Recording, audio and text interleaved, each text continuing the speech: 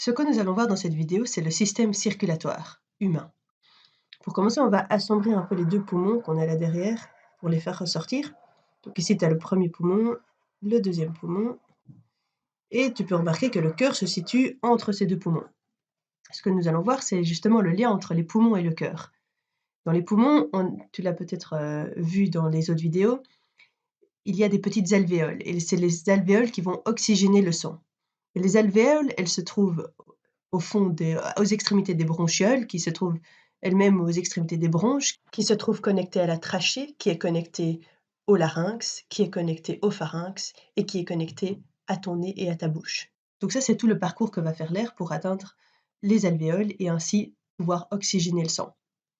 Du point de vue du cœur, on a donc le cœur, et le cœur, il va envoyer des tuyaux, donc une artère, jusque dans les poumons, et on a les artères qui vont se diviser en artérioles, qui vont se diviser en capillaires, et ces petits capillaires, donc ces petits vaisseaux sanguins vont être tout proches des alvéoles et vont se frotter aux alvéoles et vont ainsi être oxygénés.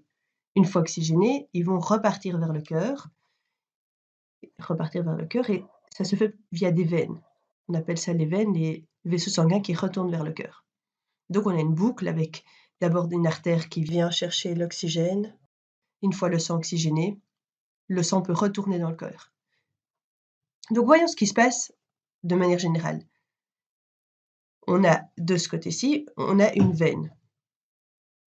Cette veine, elle est bleue, et bleu signifie désoxygéné.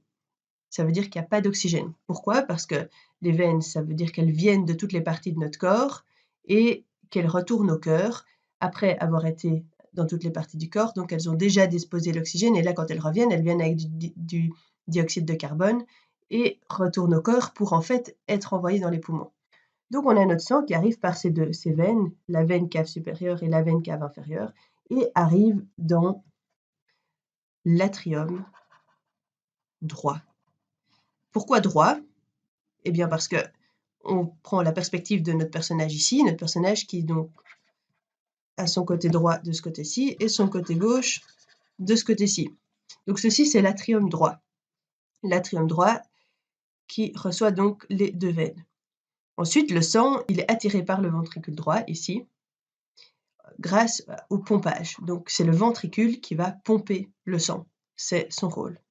Donc le ventricule pompe le sang pour attirer le sang jusqu'à lui et puis le renvoyer dans l'artère pulmonaire. L'artère pulmonaire que tu vois ici. Elle est toujours bleue, elle est bleue comme les veines ici. Pourquoi? Parce que le sang est toujours désoxygéné. On ne l'a pas encore oxygéné. Donc l'artère pulmonaire est désoxygénée et est bleue. Et il est ensuite oxygéné grâce aux alvéoles. Et on a ensuite cette couleur rouge qui correspond à la veine pulmonaire. La veine pulmonaire. Donc on va écrire, on a donc cette circulation pulmonaire ici, c'est la circulation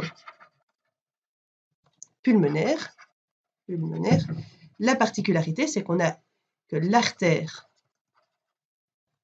est désoxygénée,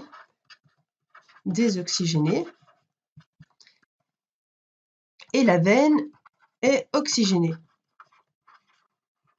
Et donc ça, c'est particulier à la circulation pulmonaire, puisque la circulation systémique, c'est le contraire.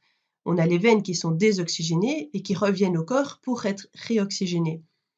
Et par contre, les artères de la circulation systémique sont bien oxygénées, puisqu'elles vont apporter au reste du corps l'oxygène. Ok, donc revenons à notre circuit.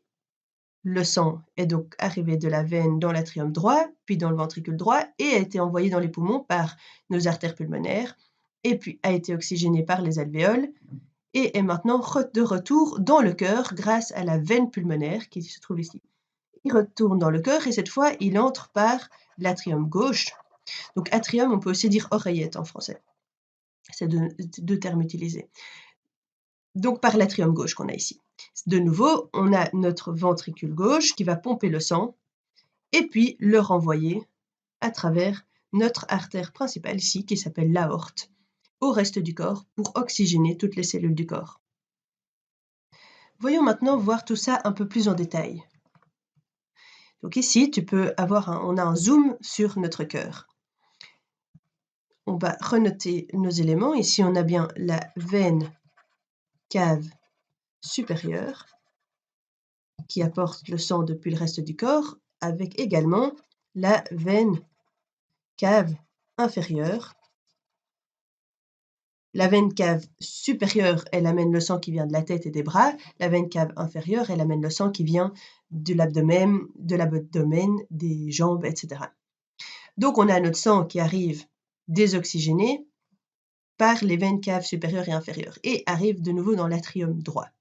Donc, l'atrium, visuellement, c'est un peu comme une petite pièce avec une lucarne et à la place d'avoir la lumière du soleil qui entrerait par cette petite lucarne par le haut, on a le sang pour se donner une image.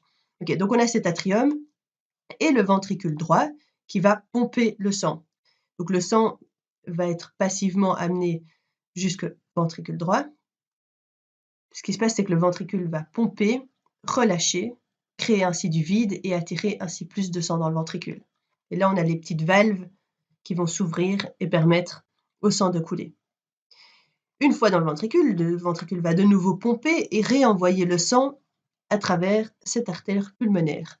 Donc tu peux imaginer ici, ce n'est pas à l'échelle, hein, ce n'est pas les bonnes proportions, mais on imagine nos deux poumons juste ici, et notre sang va être envoyé donc dans les deux poumons. Une fois dans les poumons, comme on a vu, comme on en a discuté, il va être oxygéné par les alvéoles. Une fois oxygéné, le sang va pouvoir revenir au cœur grâce à la veine pulmonaire qui est ici, les deux veines ici, les deux veines là, et arriver dans l'atrium gauche. De nouveau, on a notre petite lucarne en hauteur dans l'atrium et le sang va pouvoir s'écouler passivement jusque dans le ventricule gauche qui fait la pompe, qui va pomper de nouveau le sang. Le sang va être pompé et va être renvoyé dans le reste du corps par l'aorte. L'aorte qui est donc l'artère principale de notre circulation systémique. Donc, ce que tu peux remarquer, c'est qu'on va parler d'artère quand c'est pour transporter le sang du cœur vers d'autres parties du corps. Donc, on parle d'artère pulmonaire pour envoyer le sang vers les poumons et on parle d'artère de l'aorte pour envoyer le sang dans le reste du corps. Par contre, on va parler de veine pour envoyer le sang vers le cœur. Donc, on a la veine cave inférieure, la veine cave supérieure qui nous ramène au cœur depuis le reste du corps. Et on a les veines pulmonaires qui nous ramènent au cœur depuis les poumons. Mais par contre, on a que les veines cave inférieure et supérieure sont des veines désoxygénées. Elles vont vers le cœur pour être réoxygénées et renvoyées vers les poumons. Tandis que les veines pulmonaires sont-elles oxygénées, puisqu'elles viennent des poumons, elles ont été oxygénées dans les poumons et sont maintenant envoyées au cœur pour être envoyées dans le reste du corps. Et à l'inverse, les artères pulmonaires sont-elles désoxygénées, alors que les autres artères non pulmonaires sont, elles, oxygénées, puisqu'elles vont apporter le sang, l'oxygène au reste du corps. Tout ceci est donc notre boucle d'oxygénation. Retournons maintenant à ce premier schéma, et je pense que maintenant tu as assez bien compris comment fonctionne le cœur. Regardons un peu le reste du corps, juste pour avoir une idée de ce qui se passe. Donc tu peux observer qu'ici on voit plein de veines et plein d'artères un peu partout. Et en fait, ce qui se passe, c'est que dans cette zone-ci, on a la première branche de notre artère de l'aorte. Et cette première branche, ça s'appelle le tronc coeliaque. Donc, c'est notre artère qui se divise en différentes branches et on a donc le tronc coeliaque qui va amener le sang à plein de parties qui se trouvent ici, à plein d'organes qui se trouvent dans cette zone-ci, notamment le foie. On peut dessiner le foie. On a le foie, juste ici, et donc le tronc coeliaque va se diviser de nouveau en plusieurs artères, dont l'artère hépatique. Hépatique, ça fait donc référence au foie, justement, et en d'autres artères qui vont amener le sang oxygéné à l'estomac, par exemple, à tous les organes qui se trouvent dans cette zone-là. Donc, on va avoir notre artère hépatique qui va amener notre sang oxygéné au foie, et on va avoir également une veine qui va ramener le sang désoxygéné et les déchets du foie et les ramener vers le cœur pour être réoxygéné et évacuer le dioxyde de carbone.